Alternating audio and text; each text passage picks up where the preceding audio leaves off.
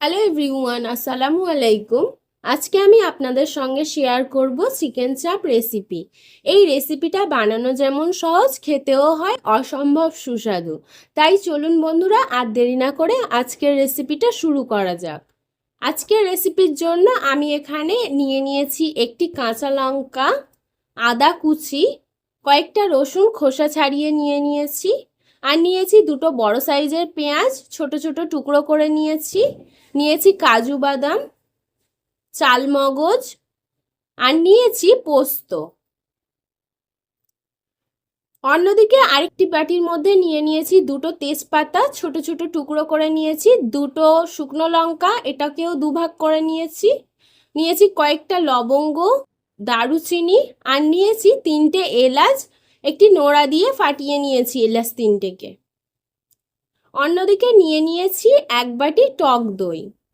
সমস্ত উপকরণ রেডি করে নেওয়া হয়ে গেছে। এখন এগুলোকে আমি পেস্ট বানিয়ে নেব। প্রথমে কাঁচা লঙ্কা, আদা আর রসুনটাকে পেস্ট বানিয়ে নিলাম, তারপরে পেঁয়াজের পেস্ট করে নিলাম, আর সবশেষে কাজু বাদাম, চালমগজ আর পোস্তর পেস্টটাও বানিয়ে নিলাম। এদিকে বাটির মধ্যে যে শুকনো উপকরণগুলো রয়েছে এগুলোকে আমি গোটাই রেখে দেব, রান্নার সময় কাজে লাগবে।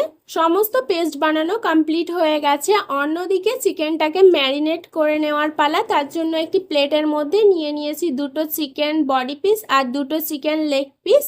এখন এর উপর থেকে আমি একে একে মশলা অ্যাড করে দেব। প্রথমেই দিয়ে দিচ্ছি পেঁয়াজের পেস্ট, তারপরে অ্যাড করে দিচ্ছি আদা রসুন আর কাঁচা লঙ্কার পেস্ট, দিয়ে দিচ্ছি এক বাটি টক দই, তারপরে অ্যাড করে দিচ্ছি কাজু বাদাম, চালমগজ আর পোস্তর পেস্ট।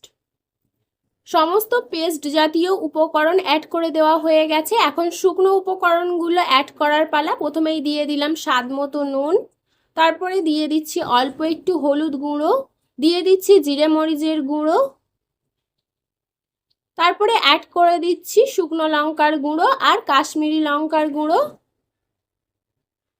অ্যাড করে দিচ্ছি চিকেন মশলা, এক চামচ বিরিয়ানি মশলা, অল্প একটু চিনি, অল্প একটু গরম মশলা গুঁড়ো,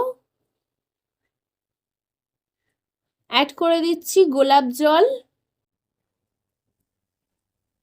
3-4 ফোঁটা মতো মিষ্টি আতর, সবশেষে অ্যাড করে দিচ্ছি পরিমাণ মতো সর্ষের তেল। এখন সমস্ত উপকরণ হাতের সাহায্যে চিকেনের সঙ্গে ভালোভাবে মিক্স করে নেব। হাতের সাহায্যে খুব ভালো করে সমস্ত মশলা চিকেনের গায়ে মাখিয়ে নিতে হবে। চিকেনের গায়ে মশলাগুলো ভালোভাবে মাখিয়ে নিয়ে চিকেনটাকে ম্যারিনেট করে নেওয়া হয়ে গেছে। এখন আমি ম্যারিনেট করা চিকেনটাকে আধ ঘন্টার জন্য রেস্টে রেখে দেব। প্রায় আধ ঘন্টা পরে ফিরে আসছি। আধ ঘন্টা পর একটি কড়ার মধ্যে দিয়ে দিচ্ছি 3 চামচের মতো ঘি, আর দিয়ে দিচ্ছি পরিমাণ মতো সর্ষের তেল। এখন ভালোভাবে নেড়েচেড়ে ঘি আর সর্ষের তেলটাকে মিক্স করে নিচ্ছি। গ্যাসের ফ্লেমটা হাইতে দিয়ে এর মধ্যে অ্যাড করে দিচ্ছি তেজপাতা, শুকনো লঙ্কা আর গোটা গরম মশলা। ভালোভাবে নেড়েচেড়ে সমস্ত উপকরণ হালকা ফ্রাই করে নিচ্ছি। কয়েক মিনিট নেড়েচেড়ে শুকনো উপকরণগুলো ফ্রাই করে নেওয়া হয়ে গেলে এর মধ্যে দিয়ে দিচ্ছি আগে থেকে ম্যারিনেট করে রাখা চিকেনের পিসগুলো। ম্যারিনেট করা চিকেনের পিসগুলো তেলের মধ্যে দেওয়ার আগে অবশ্যই খেয়াল রাখতে হবে তেলটা ভালোভাবে গরম হয়েছে কিনা। তেলটা ভালোভাবে গরম করে না নিলে ম্যারিনেট করা চিকেনের পিসগুলো কড়ার গায়ে লেগে যেতে পারে। তাই চিকেনের পিসগুলো তেলের মধ্যে ছাড়ার আগে অবশ্যই তেলটাকে ভালোভাবে গরম করে নিতে হবে। সমস্ত চিকেনের পিস কড়ার মধ্যে দিয়ে দেওয়া হয়ে গেলে চিকেনের উপর থেকে অবশিষ্ট মশলাগুলোকেও আমি ঢেলে দিলাম। এখন একটি খুন্তির সাহায্যে চিকেনগুলোকে একটু নেড়ে চেড়ে দিচ্ছি। এই সময়ে গ্যাসের ফ্লেমটা হাইতে দেওয়া আছে। চিকেনের পিসগুলো ভালোভাবে নেড়েচেড়ে দেওয়া হয়ে গেলে এখন আমি কড়ার ঢাকনাটা চাপা দিয়ে রাখছি। প্রায় 3-4 মিনিট পর কড়ার ঢাকনাটা খুলে এখন চিকেনের পিসগুলোকে ভালোভাবে উল্টে পাল্টে দিচ্ছি।